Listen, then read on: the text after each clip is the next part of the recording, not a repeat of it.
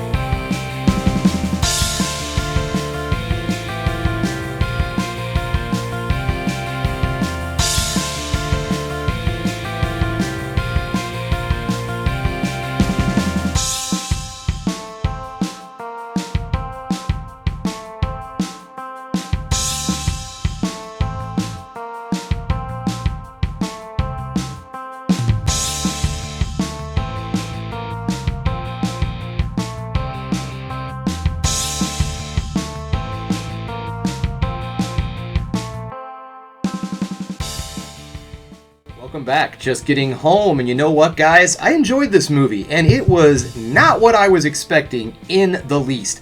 So let's get this started, shall we? We're going to get things started with the negatives and then move into the positives to end the video on the ever so important high note.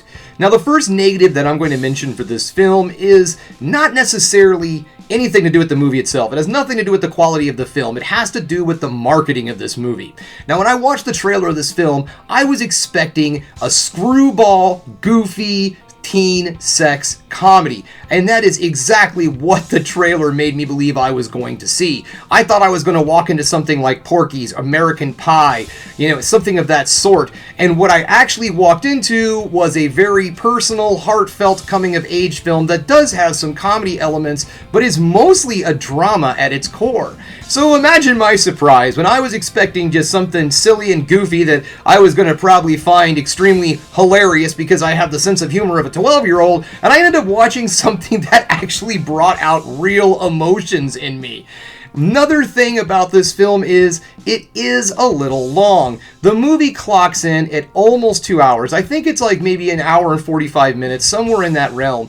And it does feel long. It does feel like this film takes its time. And that's not necessarily a bad thing, but in this case, the movie could have been slimmed down just a little bit, and I don't think it would have hurt the story or the character development or anything.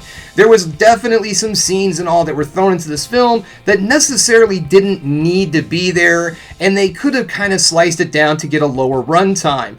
But other than that, everything in this film was pretty outstanding. I guess we're in the positives. First thing I want to talk about is just the look of the film. Now, the movie is set in 1991. Our two lead characters are 14, about to turn 15. Now, in 1991, I was 15, about to turn 16. And so this movie did really, really hit home for me, man. I swear. And not only is it the age of the characters, but the movie takes place in Nebraska. So it's in the Midwest. So it's about a teenage kid in 1991, summer in the Midwest. And I was just like, oh wow, they really couldn't have made this a little bit more tailored toward me than they could they? And then the soundtrack of this film. There are some really great early 90s songs, and some that you would not expect, that you probably haven't heard in a very long time, that is going to pop up in this movie. I mean, for God's sakes, Urban Dance Squad. Urban Dance Squad is in this movie. Now, if you know who I'm talking about, you're probably looking them up on Spotify right now because you haven't heard that name in a good 30 plus years. The acting in this film is also outstanding. This young cast just knocks it out of the ballpark. Our two lead actors, Corey Sherry and Gabriel LaBelle, do excellent performances in this film and are extremely convincing of their time period. They're, young people today acting like young people in the 90s, and they do such a great job. They're very talented. That brings me also to the writing of this film. The dialogue in this movie is very realistic. It's very well written. Let me just put it that way. It knows what time period it is, and it knows what region of the world it comes from. So the dialogue is extremely well written. The movie is very well acted for such a young cast. The subject matter of this film is not quite as goofy, silly as you think it would be. There are some very good, solid, laugh out loud moments in this film. It is not necessarily a somber movie. However, in the third act, things do start to get a lot more dramatic. The comedy starts to slow down a lot more in the third act, and we start getting more into the drama, and a lot of the other storylines and subplots and all are starting to kind of come together near the end. So the third act of the film does take on a much more somber tone, which I kind of wish they would have put a little bit more comedy in that, because I see that happening with a lot of films these days with comedies, that they'll be going for the first and second act of the movie with some really solid jokes, and then by the third act they're like, oh, we gotta throw in the emotion. And not really with this film. Emotion is run throughout the entire thing. It's just in the third act the comedy fairly disappears. So guys, honestly, if this movie is in your area, I have to say this is a solid get out there and see it. Expect a slow burn, but not a boring film. And also a very real slice of life of that time period in the Midwest that is done very well. I mean, to a T. Like, it was 1991, and so there were yellow ribbons wrapped around the old oak tree, and if you remember that time period, you know what I'm talking about. Little details like that really set this movie aside from other films that I've seen that were set during this time period. So this is a solid get out there, check this movie out if it's in your area. Very good watch, guys.